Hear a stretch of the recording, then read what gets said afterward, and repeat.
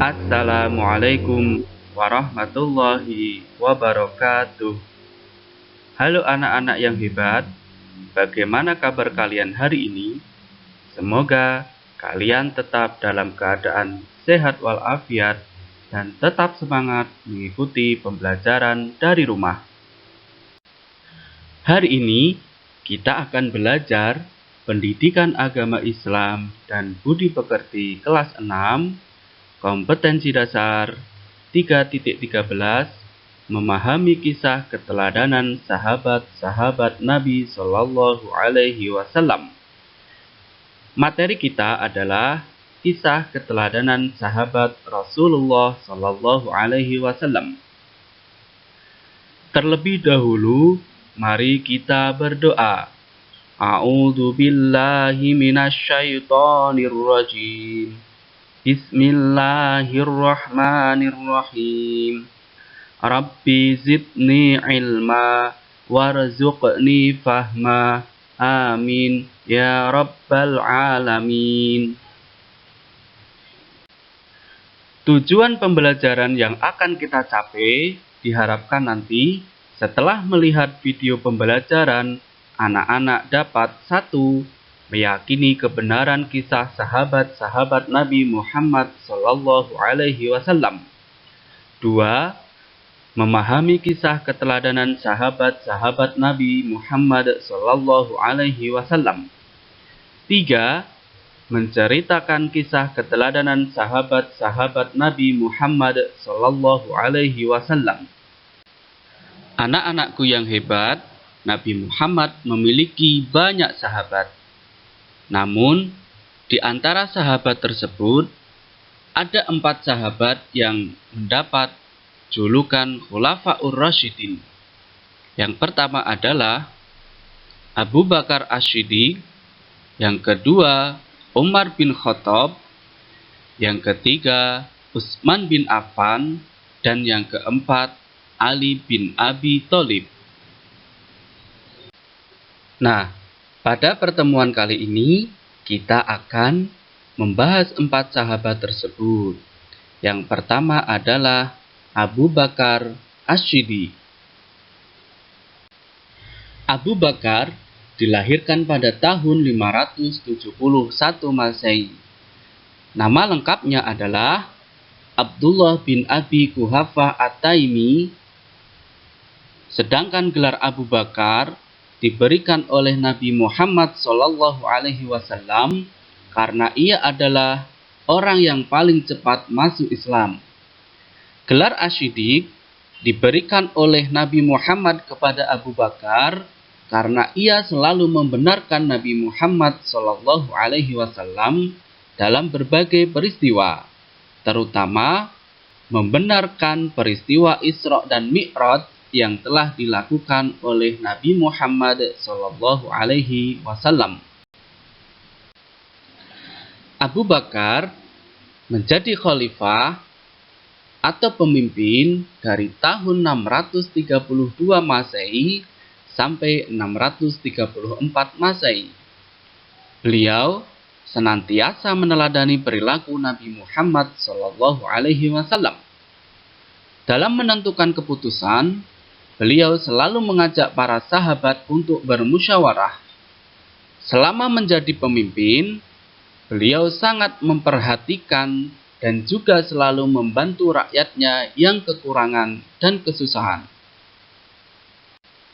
Suatu hari, datang kepadanya seorang wanita kampung bernama Unaisyar, dan ia berkata, "Abu Bakar, apakah engkau masih dapat menolong kami memerah susu kambing seperti sebelum menjadi khalifah?" Jawab Abu Bakar, "Insya Allah, aku akan tetap bersedia menolong kamu." Meskipun Abu Bakar sudah menjadi pemimpin negara, beliau tidak sombong dan masih mau memerah susu untuk rakyatnya di kampung. Berikut ini adalah jasa Abu Bakar menjadi khalifah. Salah satunya adalah mendirikan Baitul Mal, yaitu lembaga yang mengurusi kas dan keuangan negara. Sifat dan perilaku yang dapat kita teladani dari sahabat Abu Bakar As-Siddiq. Di antaranya adalah beliau selalu bersikap lemah lembut, sabar, pantang menyerah, berwibawa, dermawan, adil dan bijaksana, serta suka bermusyawarah. Khalifah yang kedua setelah Abu Bakar As-Siddiq adalah Umar bin Khattab. Nama lengkapnya adalah Umar bin Khattab bin Abdul Uzza. Menjadi khalifah dari tahun 634 sampai 644 Masehi. Contoh teladan dari Khalifah Umar bin Khattab, beliau seorang pemberani, jujur, adil, tegas, bijaksana dan bertanggung jawab terhadap rakyatnya. Beliau juga seorang pemimpin yang hidup sederhana dan suka bermusyawarah. Misalnya, suatu ketika Khalifah Umar bin Khattab menyuruh anaknya untuk mematikan lampu di dalam ruangan kantor khalifah, karena lampu itu dibiayai oleh negara, sedangkan kedatangan anaknya untuk keperluan pribadi keluarganya. Khalifah Umar bin Khattab tidak mau menggunakan fasilitas negara untuk kepentingan pribadi dan keluarganya, walaupun hanya sebatas cahaya lampu. Satu contoh lagi, teladan yang diberikan oleh Khalifah Umar bin Khattab. Pada masa pemerintahannya, Umar bin Khattab dikenal sebagai pribadi yang sederhana dan bertanggung jawab. Sebagai contoh sikap tanggung jawab yang diperlihatkan Umar bin Khattab yaitu, pernah suatu saat beliau berkata ketika ia melihat kondisi jalan yang rusak, "Aku akan segera perbaiki jalan itu, sebab aku takut diminta pertanggungjawaban di hadapan Allah Subhanahu wa Ta'ala nanti, hanya karena ada seekor unta yang terjungkal." Masih banyak lagi perilaku teladan yang patut kita contoh dari pribadi Khalifah Umar bin Khattab. Berikut ini adalah salah satu jasa Umar bin Khattab selama beliau menjadi khalifah yang kedua menggantikan sahabat Abu Bakar As-Siddiq. Salah satu jasanya adalah penetapan kalender Hijriyah atau penetapan 1 Muharram sebagai tahun baru Hijriyah. Setelah Umar bin Khattab wafat, pengganti selanjutnya atau khalifah yang ketiga adalah Utsman bin Affan. Utsman bin Affan menjadi khalifah selama 12 tahun, yaitu dari tahun 644 sampai 656 Masehi. Beliau dikenal sebagai orang kaya yang dermawan. Salah satu kedermawanannya, beliau pernah memberikan gandum yang diangkut dengan 1000 unta untuk kaum miskin yang menderita di musim kering. Di antara jasa beliau ketika menjadi khalifah adalah melakukan kodifikasi, menyusun atau membukukan kitab Al-Quran, karena beliau khawatir akan terjadi perbedaan Al-Quran di kemudian hari. Panitia yang dibentuk beliau terdiri dari Zaid bin Sabit sebagai ketua dan Abdullah bin Zubair serta Abdurrahman bin Haris sebagai anggotanya. Panitia tersebut bertugas menyalin ulang ayat-ayat Al-Quran dalam sebuah buku yang disebut mushaf dan diperbanyak 4 buah atau eksemplar. Mushaf-mushaf yang sudah diperbanyak tersebut disimpan satu di Madinah, ini sebagai mushaf al-Imam atau mushaf Utsmani.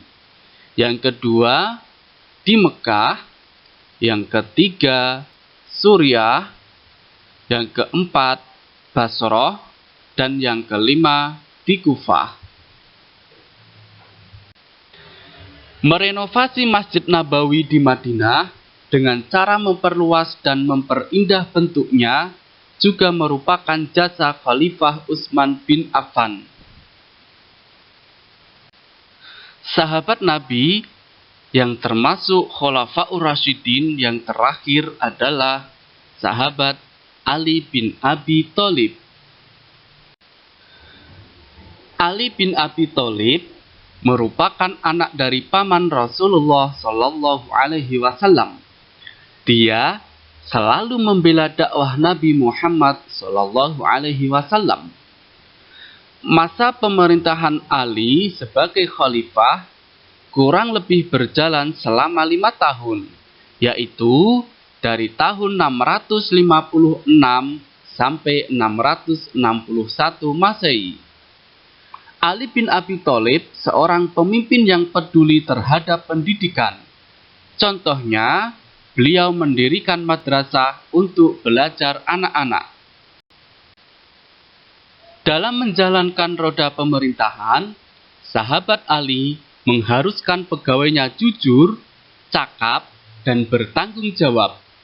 Beliau juga memajukan bidang ilmu bahasa, serta mengembangkan bidang pembangunan, terutama di kota Kufah, sebagai pusat ilmu tafsir, hadis, nahwu, dan ilmu pengetahuan lainnya.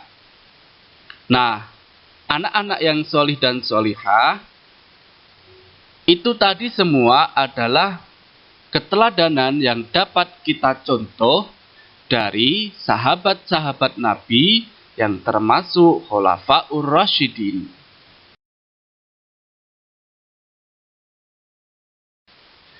Mari kita tutup pembelajaran kali ini dengan membaca hamdalah Alhamdulillahi Rabbil Alamin, istighfar, astagfirullahaladzim, dan doa penutup majelis. Subhanakallahumma wa bihamdika asyhadu alla ilaha illa anta astaghfiruka wa atubu ilaik. Terima kasih. Wassalamualaikum warahmatullahi wabarakatuh.